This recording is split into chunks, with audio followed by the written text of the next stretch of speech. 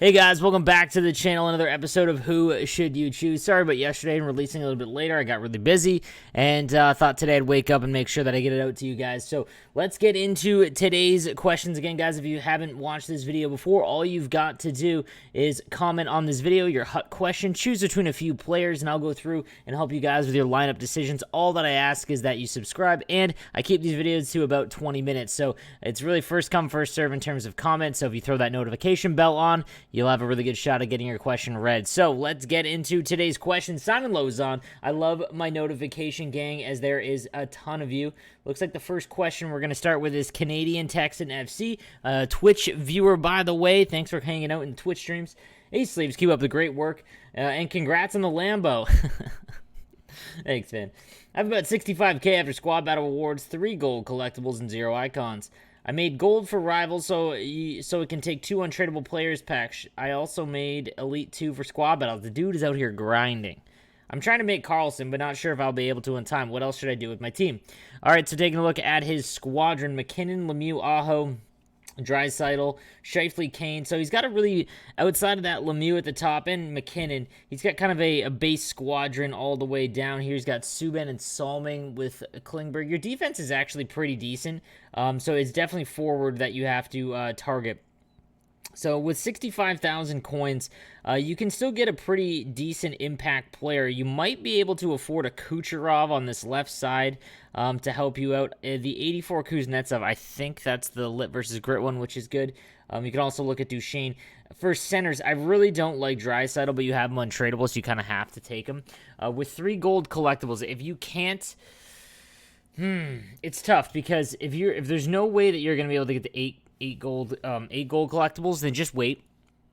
But in your sense, I would actually almost take Marcel Nobels because you need offensive help. So if you can get to 8, I think I would take him. He still will hold value regardless because of his face-off rating and whatnot and his fantastic stats all the way around. Obviously, you want Carlson first, but you might want to look to Marcel Nobel if you can afford it. Yo, Jordan, my man from Instagram. Yeah, let's go. Okay, first, have a great night. Thank you. I appreciate it, my dude. What is the kind of card that you are most looking forward to, or perhaps a player that you are dying to have in your lineup that can't sit for certain reasons, Synergies? So, I mean... In terms of cards that I want, I would love a Logan Couture card. He's one of my favorite players currently. I always like Patrick Marleau. He's my favorite player over the last 20 years, essentially. It's probably Logan Couture, man. Ever since that Game 7 against Vegas, that he will go down as probably my favorite, most clutch player in terms of Sharks lore. So it's probably a really good Logan Couture that it's at least somewhat usable. I can't, I have an unbelievable team, so just throwing in a 86 overall Logan Couture for the heck of it, probably not something I'll do, but, a master set one would be fantastic, but I don't know. So I have 6 gold collectibles, 240k, going for tradable Carlson. I know you say not to spend coins on collectibles, but finding those 850 gold cards is such a grind. How would you go about getting the remainder 4 collectibles before the event is up? I mean, honestly, in your case, I think you have a pretty good team. I don't know. I haven't seen your full team, but I'm pretty sure you've got a pretty decent squadron. I would make sure you're taking the untradeable rewards if you have squad battles and all that kind of stuff, because today we get HUT Champs, Rivals today, and then tomorrow we get squad battles as well. If you do have squad battles, take the untradeable ones to make sure that, or I can't remember what one is it. Take the untradeable options for your rewards. That way you get as many gold players as possible. That's going to increase your chance to get them. Outside of that, if you got to burn through it to get, the gold collectibles, sometimes you got to do it. Thanks again for the comment, man. From Ben, I need a card under 30k with amazing face-offs who can second or third line any idea. So JJ says 83 Matt Duchesne. Yeah, the 84 Claude Giroux is who you're looking for. That's 100% the option. Other than that, I mean, under 30k, technically you can make the 84 overall icon set for about 30k because of the fact you just need 30 gold players to trade in, as I look for my wedding ring. So that would be my other option if you can't get Giroux. Owen Brank, hey Sleeves, would you recommend doing icon sets for now, or should I make a master set player? So we're getting to that point where master set players and base items, prime times, team of the week, so they're going to start pushing out some of the lower icons, the 85, 86s, those kinds of things. Now, the one thing I do need to mention is that, icons will upgrade. It won't be for a while, but you'll get silver and gold icons at some time throughout the year. So I'm thinking probably January would be when we see the silver icons. So keep that in mind. They're not completely useless as we get further down the line here. But I would start focusing on master items. Yep, that would be after you get a few of the icons. There's really none that you need to hold on to. Like I said, the 86 set, Lemieux, Gretzky, those kinds of things. That's what I would focus on. And Lafleur. From Vezi, he says, "Hey, Slaves, I really like your content. Thanks, man. And all the time you put in for your viewers. I appreciate that. I pulled them. Oh, my God, dude. One of these streams, I will stop having the alerts turned on when I do this. I have 4 gold collectibles and still going for the Carlson after. I really don't know what I should go for. Here's my team." Okay, you've got a stacked squadron, especially when you get Carlson. You're at a point, I get a lot of these questions, like, what should I do now? You're at a point now where you should just focus on the big boys, okay? You need to focus on getting Gretzky. You need to focus on the new master sets that come out, those kinds of things, because you're at your team right now is perfectly fine. So this is when I would transition from taking the untradeable rewards to tradable if you really want to rip the packs and take the risk, or taking the coins and rewards, because you're at a point now where you can compete with pretty much anyone, regardless of team. It's going to come down to skill. So you can just focus on that. I would start focusing on the big guys now. Gretzky would be the next one, because again, those guys aren't going anywhere. Lemieux and Gretzky, they will be on your team for the next few months, and then by that time, they'll probably get their silver upgrade. Cam Coates, yo, hey Sleeves, hope you're doing well, homie. Just a question for you. Lately, I've been getting destroyed in the offensive zone. I'm pretty much the same strats as you behind the net. I just can't seem to find anyone who's open. I've also tried overload, but I always kept outside and forced out. Any more advice would help. Thanks, man. I'm going to do an advanced offense and defense video to kind of help out. Vision is one thing, guys, that So I can show you the strats. I can show you some plays and things like that, but vision and stuff is... I mean, it's what separates, the great player, the good players, the average players from the great players. Vision is kind of tough to teach, but it's going to come from more just familiarity. So when you're running behind the net, make sure that I'm sure you've watched my video, but make sure that you are completely aware of how to get your AI to activate for you. So I'm talking about behind the net, cycling around, what you're actually looking for. And once you're super comfortable and you know how your AI is going to work, that's when you're going to get a little bit better. In the offensive zone, another really good strat is just pass the puck a ton.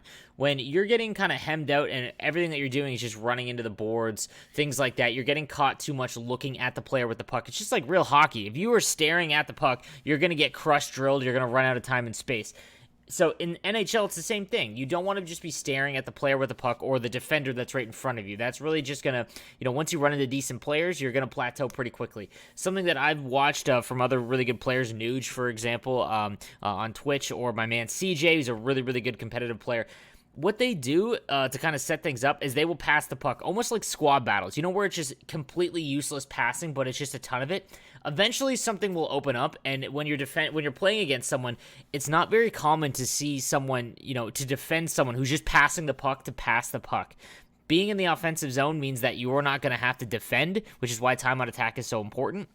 So try doing that for a little while, just constant passing, and then you'll see something open up, a back door, or, a shot lane's open. So that's what I do when I'm struggling to keep the puck in the offensive zone. From Boozy VGC, hi, my team is Lafleur, Bergeron, McDavid, Lemieux, Beliveau, Duchesne, Sagan, player needed, Cooch, McKinnon, Sundin, Huberto, defense, Coffey, Carlson, Hedman, Litt, Carlson. Okay, so you're in the same situation. The other guy, you have a fantastic team. I need a third-line center with distributor. Do you think I should risk it for Morenz or Sakic, or should I move Sundin up and get Doc for my fourth line? Thank you for the grind. Look forward to your vids and streams every day. See you on stream, my man. Okay, what's your defense look like? Okay, I would 100% do the 86 overall icon set, and here is why. Your defense, so say you don't get Morenz or Sakic, you have a very good shot at getting, someone that you could use. So, for example... You could get, you need distributor, that's fine, but you could get Chelios, you could get Rob Blake, you could get Niedermayer. I say this a lot. The 86 set, at the beginning of the game, I did not think was going to be very good, but now looking over things in terms of synergies and those defenseman cards specifically, it's a lot safer, because, again, you only need 2 icons to do it, and there's a lot of good options for you. Kelly Martin, I was lucky enough to pull a tradable 89 Grip Bergeron from Squad Battles last week. I've seen his value drop from 500k to 400k. Should I sell now or hold on to him? I'm free to play.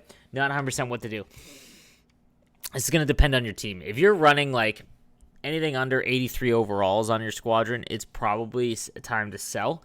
He will go down in value. Again, while those cards, they will still hold their value, like they won't ever drop to like under 300k until a few months down the line, because, well, it's all about the new hotness. So you're going to see like Nobels, he'll drop a little bit. Carlson and Heiskanen will probably stay the same because they are the most sought after card. They're the best cards in their position, and their synergies are just absolute bananas. But in terms of Bergeron, like I said, if your team has 83 and unders on it, I would probably sell. Nody Squad, what's up, dude? Cameron Erdman, yo, Ace Sleeves, my team looks like this. All right, Sega, Noonday, Malkin, Panarin. I'm free to play and have about 25k right now. I also have 2 icon collectibles. What direction should I go in? Should I go for Lemieux or not yet? And what part of my team should I upgrade currently? Broad question, I know, but I'd love to hear some feedback. Thanks, man. Okay, so when you look at your team, you don't have a stud. You have a very, very well-rounded team, but you don't have that first line that at least... The reason why first line is so important is, A, they play the most, but you need at least one line where you can either compete with the top-end teams or dominate the ones that are like yours, you know what I mean? Like the ones that have average lineups. Your defense needs work as well, but offense is always the most important. It's boring. The answer sucks, but Lemieux is the one you need to grind for. I would not do the 86 icon set because you're really not getting a top-end guy. Those are more of like the really, really good middle-tier guys. And again, I think that you need a fantastic one. So keep doing squad battles, keep doing rivals, keep doing hut champs, get those packs, and try and get Lemieux first. If you can't wait for Lemieux, you could look into like Nylander. He's starting to get around 300k. That could be an option for you, but... I really think you need a top-end center. From Brody, Ace Sleeves, love the content, sitting around 230k. What should I do next? Here's the squadron. Lemieux, McDavid, Lafleur.